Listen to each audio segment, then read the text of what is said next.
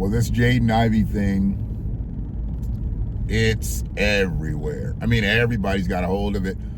And I know people aren't going to like my take on it. Most people are siding with Jaden Ivey, and they feel like, he's being persecuted. Well, I wouldn't say most people. I'd say many people. And black people, they are up in arms about it. But this is where it becomes a thing of you are never bigger than the brand. And although the brand is not the LGBTQIAP, they are highly endorsed by the NBA, by the WNBA. So the people that the NBA and the WNBA are in business with crosses over into the LGBTQIAP. You have to understand, I don't believe Jaden Ivey has anything against gay people at all.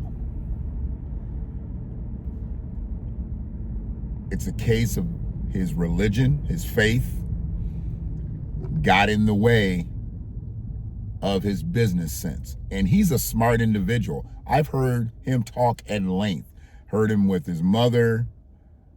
I've heard him speak after games.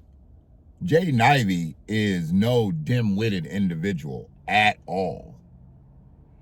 And there's absolutely no reason for me to believe that he said what he said unknowingly.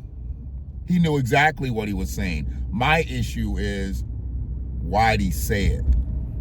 Why now? I mean, the situation that he's been in, dealing with injuries and having to come back, and all of that has to be psychologically damaging. You work all your life to get to this position, and you keep getting injured and injured and injured, and then you end up getting traded. I mean, I'm not sure exactly why now, but for whatever reason, he said what he said. I just don't believe it's because he dislikes gay people.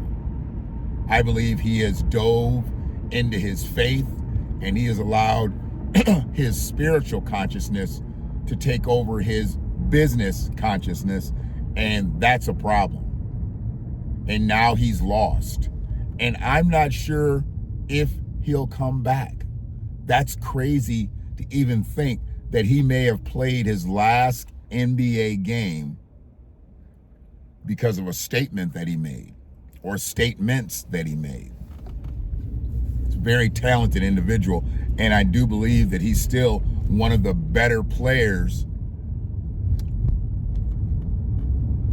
in the world. I wouldn't say best players in the world, but he's definitely worthy of being on an NBA roster. He was worthy of being on an NBA roster right before them comments. I don't think the Chicago Bulls were planning on trading him or waiving him or cutting him anytime soon. I just don't. But stating what he stated, they immediately released him from their organization. And now every owner's got to take a real hard look at their whole infrastructure of whether they want to pick him up and face backlash.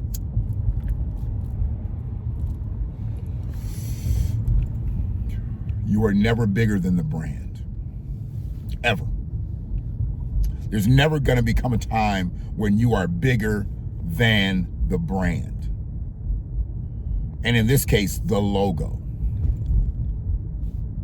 The flag. And Jaden Ivey deserves the world for doing what he's done to get to where he's gotten to as an athlete. But now he's got to pay a cost I don't know if he'll be able to afford. I mean, he's going to get the remaining of his $10 million for this year. But if he doesn't play another NBA game, I don't think he's financially fit enough to never do anything again. He's going to have to jump back onto somebody's court, and whoever picks him up, I don't know if the NBA teams will. He may have to go overseas if nobody takes a chance on him over here, and that money is different. I know a lot of those places you play, the money is tax-free, but tax-free money in Europe and taxed money in America is way different, because we're talking about 10, 15, 20 million taxed. We're over in Europe, several $100,000 not taxed. Tax me. Tax me.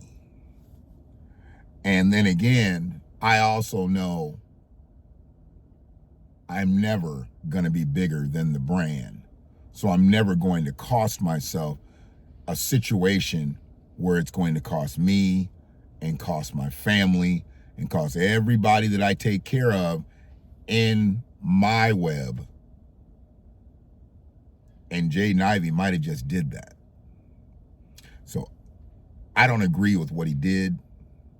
I understand what he said,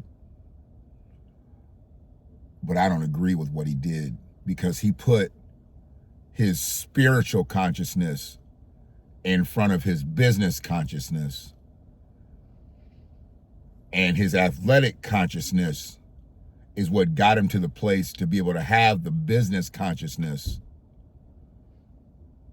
but his spiritual consciousness can't help him in either set now, business or athletics.